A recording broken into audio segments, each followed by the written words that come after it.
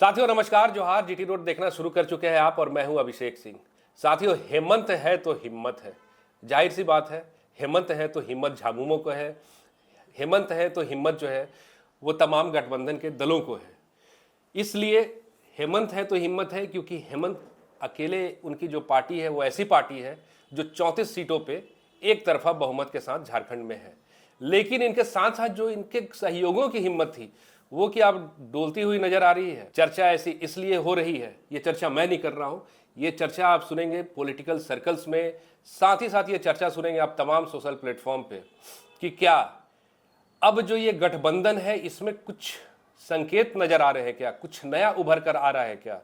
चर्चाएं इसलिए ऐसी शुरू हुई क्योंकि जब बिहार में चुनाव हुआ तो झारखंड मुक्ति मोर्चा को एक भी सीट गठबंधन की ओर से नहीं मिला। इसके बाद की नाराजगी को लेकर के तमाम बड़े बड़े नेता, चाहे सुदीप कुमार सोनू हो, चाहे सुप्रियो भट्टाचार्य हो, चाहे जेएमएम की ओर से ये एक संदेश दिया गया कि एक समीक्षात्मक बैठक होगी, इसको लेकर के भी कई अफवाहें हुई।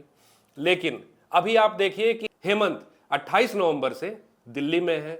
ऐसी अटकलें हैं, अफवाह है और इन तथ्यों में कितनी सच्चाई है कि वहां भाजपा के बड़े बड़े नेताओं के साथ उनकी जो है बैठक हो रही है और इसके साथ ही एक बड़ा बदलाव का संकेत उभर कर आ रहा है। तमाम इन मुद्दों पे चर्चा करेंगे। आप फ्रेम में हमारे साथ देख रहे हैं हमारे वरिष्ठ पत्रकार सरोज कंवर जी हैं।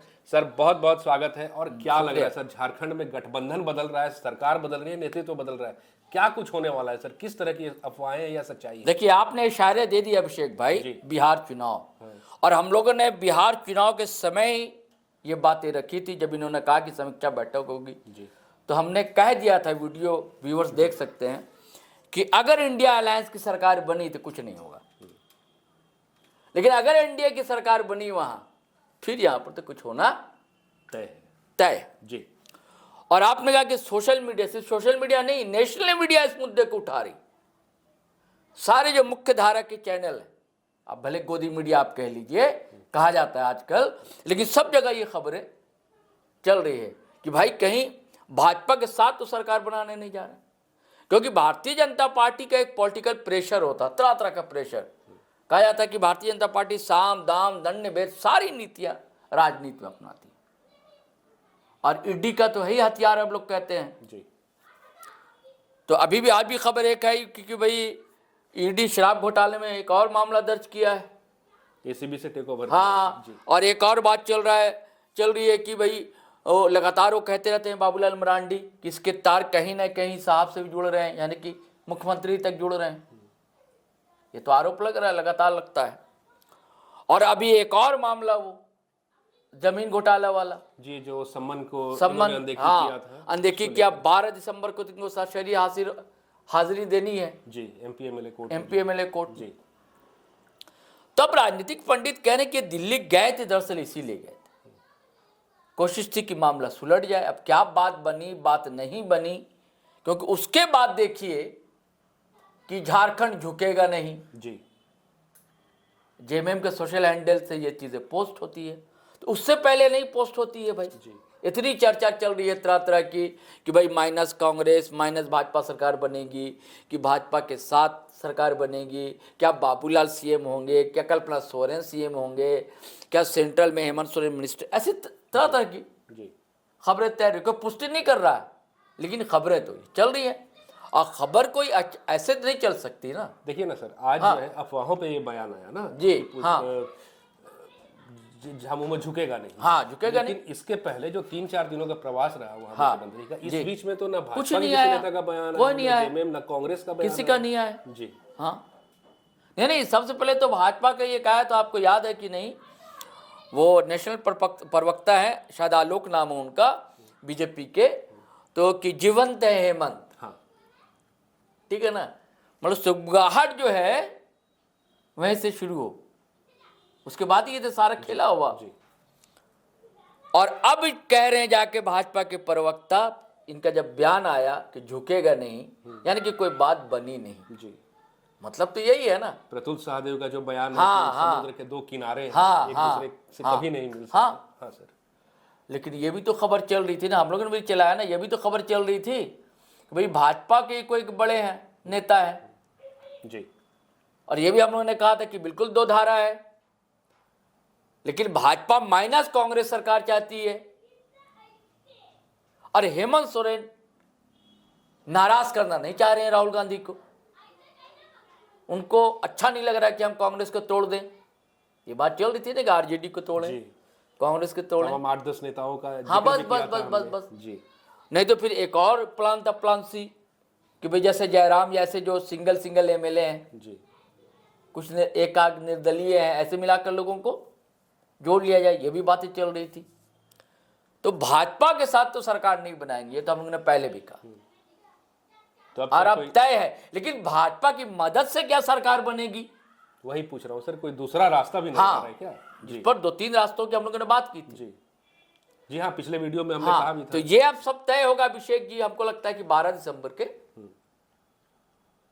बाद ही तय होगा कि ईडी क्या कार्रवाई करती है, क्या खेला करती है, मतलब रिंग मास्टर क्या चाहता है, उससे तय होगा। क्योंकि इनकार तो आप बिल्कुल भी नहीं कर सकते ना, क्योंकि देखिए खजाना खाली है जी और कई योजनाएं सर पर ले ली। मैया समाज योजना, हर महीने करोड़ों देने, और भी योजनाएं हैं। तो पैसे आएंगे तो कहाँ से आएंगे? और हर नेता चाहता है कि, कोई नहीं चाहता कि भाई जेल जाना। जी और अभी चुनाव का टाइम भी नहीं कि तुरंत आपको सहानुभूति लहर मिल जाएगी। अरे पिछले बार तो चुनाव का समय था, तो आपको 56 सीटें आप गठबंधन के लेकर चले आए। तो अभी भाजपा के साथ जाना क्या है ना कि आत्महत्या कर लेना है, दोनों के लिए, भाजपा के लिए भी और जेएमएम के लिए, हाँ जेएमएम के लिए भी। क्योंकि विचारधारा अलग है। एकदम अलग है। अब विचारधारा नहीं, वोटर देखिए अलग है। पहले क्या था कि जेएमएम, ऐसा नहीं कि भाजपा के साथ सरकार जेएमएम ने नहीं बनाया है, लेकिन अब वो शिबू सोरेन के दौर वाली जेएमएम नहीं है। इतनी सीटें कभी नहीं आई थी जेएमएम को। गुरुजी के रहते हुए भी इतने विधायक नहीं जीते थे। जी हेमंत सोरेन के रहते हुए जीते हैं 34, 41 चाहिए होता है जी बहुमत के लिए। तो इनको कितना चाहिए? 5 ही चाहिए ना, 7 6-7 सीट चाहिए। यानी कि इनका अब जनाधार मजबूत हो गया है। और इनका अब जनाधार है आदिवासी और माइनॉरिटी में मुस्लिम और क्रिश्चियन। तो अगर ये किनारे हटते हैं तो वो जो क्रिश्चियन और मुस्लिम वोट है, आदिवासी हो सकता है कुछ वोट आपके साथ मिल जाए। भाजपा का भी कुछ जनाधार आदिवासी में ऐसा है कि नहीं है, नहीं होता तो बाबूलाल सोरेन को इतना वोट तो मिला ना भाई। ठीक 38,000 से हारे, लेकिन और तो वोट मिला ना बाबूलाल सोरेन को कि नहीं मिला। या जहाँ जहाँ रिजर्व सीट पर विधानसभा चुनाव के समय भाजपा ने खड़ा किया तो सेकंड पोजीशन पर रहा ना, या थर्ड पे वोट तो मिले ही। यानी कि उसका भी तो जनाधार है। तो आदिवासी जनाधार भले उतना नहीं छिटकेगा, लेकिन जो क्रिश्चियन आदिवासी हैं वो छिटक जाएगा, मुस्लिम माइनॉरिटी है वो छिटक जाएंगे। ये अब वो फिर कहाँ जाएगा? कांग्रेस की तरफ चला जाएगा। तो फिर क्या होगा? जेएमएम कमजोर हो जाएगी। तो जेएमएम ये नहीं चाहता। अब भाजपा भी है कि भाई इतना हम गरिया रहे हैं और जनता के बीच बोले कि राजनीति चलती रहती है, अंदर खाने हो सकता है कि उन्हीं की मदद से वो वही माइनस कांग्रेस या माइनस आरजेडी कुछ लोगों को लेकर सरकार बने, जिसकी चर्चा हम लोग कर चुके हैं। जी। और इससे इनकार भी नहीं किया जा सकता। मैं हमेशा कहता हूं कि राजनीति में असंभव कुछ होता नहीं है, और ना कोई अस्थाई दोस्त होता है, ना ही कोई अस्थाई जी दुश्मन होता है। तो मतलब मूल रूप से आपका कहना है सर, हाँ। जेएमएम की जो है पूर्ण बहुमत की सरकार, पूर्ण हाँ हाँ हाँ, मतलब कि पूरे बहुमत के सीटों पे सिर्फ और सिर्फ झामुमो, जेएमएम में रहे, कोई हाँ, गठबंधन कोई के बिना गठबंधन सरकार। नहीं। हाँ, ये तो ये संभव कैसे आप देख रहे हैं सर? तो संभव तो जैसे बताया कि सिंगल पार्टी के लोग हैं, तो उन लोग को अगर, लेकिन मुझे लगता है कि जयराम उससे सहमत नहीं हो। जयराम पार्टी का विलय करेंगे नहीं भाई, बड़ी पार्टी है, क्यों विलय करेंगे? तो जैसे और लोग हैं ना भाई, तिवारी महतो हैं, या जनार्दन पासवान है, लोजपा वाले हैं, और या सरजू राय हैं, बाहर से भी तो समर्थन हो सकता है। माले के 2 हैं, चौथी साहब की आप सरकार चलेगी, हम लोग बाहर से समर्थन दे रहे हैं। आपके हिसाब से 2 जदयू के हो गए, हाँ। 2 सीपीआई के हो गए। हाँ जी एमएल के है ना, माले के 2 है ना, एक तिवारी महतो है। क्या ठिकाना है कि बोल रहे जयराम भी कह देंगे बाहर से समर्थन दे रहे हैं, हम सरकार में शामिल नहीं होंगे, आपको उंगली भी करते रहेंगे और सरकार की मलाई भी लेते रहेंगे, अपने लोगों का काम भी करवाते रहेंगे सरकार में रहेंगे। तो आज जयराम जनता दरबार लगाते हैं विधायक की हैसियत से, हर जगह उनकी डिमांड है, मांग है। और आज भी मंत्रियों को फोन खटखटा देते हैं। न सिर्फ अपने क्षेत्र में, हाँ, जहाँ जरूरत दूसरी हो जगह वहाँ भी पहुंच जाते हैं। तो उनका जनाधार और मजबूत होगा ना जयराम का। जब काम होगा, फंड मिलेगा, कहीं काम रुकेगा नहीं जब सरकार में रहेंगे तो उनके जेलकेम के जो लोग हैं उनको तो लाभ मिलेगा, फायदा होगा, जिससे उनकी भी लोकप्रियता बढ़ेगी और ज्यादा बढ़ेगी। तो कोई ठीक नहीं होता है, मतलब कौन नहीं चाहता है कि भाई ठीक ठाक सम्मान मिले, हर कोई चाहता है। अब सिंगल एमएलए उनको कह दिया जाए कि भाई आपको मंत्री बना देंगे, तो सपना रहता है हर विधायक का, नहीं लाल बत्ती और मंत्री ये वो ताम झाम। नहीं, और एक बात है ना सर कि हाँ। काम का स्तर बड़ा हो जाएगा। हाँ, जो स्तर काम- बड़ा हो जाएगा। अब जैसे आप एक उदाहरण लीजिए, आज जिस तरह से जयराम अकेले कर रहे हैं, एक विधायक के रूप में कर जी। रहे हैं, एक मंत्री के रूप में अगर वही काम करे तो उनकी बातें ज्यादा लोगों तक जाएगी, ज्यादा तरीके से जाएगी, ज्यादा विभागीय कार्रवाई की तरफ से जाएगी। तो फर्क तो पड़ता ही है सर, एक विधायक और एक नहीं नहीं, मेरा कहना है कि मान लीजिए जयराम मंत्री पद ना भी स्वीकार करें, कहते कि हम समर्थन सरकार का बाहर से दे देंगे। जी। माले वाले भी शामिल नहीं सरकार में अक्सर होते हैं, बाहर से समर्थन दे देंगे। जी। क्योंकि कोई भी नहीं चाहता है सरकार गिराना, कोई विधायक नहीं चाहता है कि उपचुनाव हो, ना ही कोई विधायक ये चाहता है कि राष्ट्रपति शासन हो। अरे 5 साल पूरा करना है भैया, क्यों जाएगा चुनाव में जाना जबरदस्ती का। और उसके बाद भी अगर 34 भी रहेंगे ना तो भी सरकार चल सकती है, कोई गिराने की कोशिश नहीं करेगा। जी बिल्कुल। हाँ, कांग्रेस थोड़ी चाहेगा, हट जाएगा कि कांग्रेस, तब भी कांग्रेस नहीं चाहेगी कि हेमंत सोरेन कि गिर जाओ और हेमंत सोरेन भाजपा की तरफ चला जाए। कांग्रेस ही नहीं चाहेगी, आरजेडी भी नहीं चाहेगी, माले भी नहीं चाहेगा। जी बिल्कुल।